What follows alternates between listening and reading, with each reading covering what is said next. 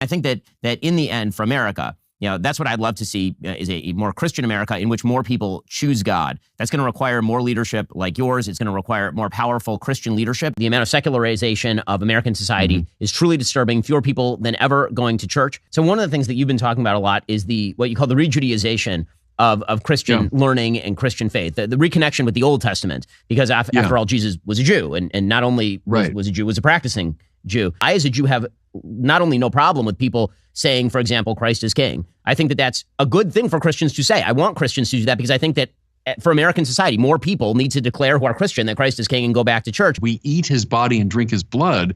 What's happening? The Torah is coming inside of us. It's all about Passover. It's all about the temple. It's all about covenant sacrifice and so on.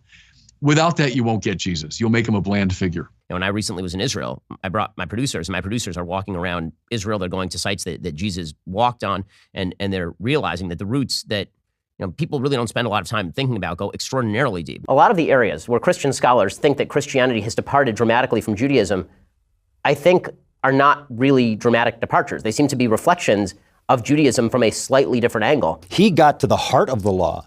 They were content with the practical application of the law. He was not content with that. So I would say that Jesus was the purest Jew that ever lived.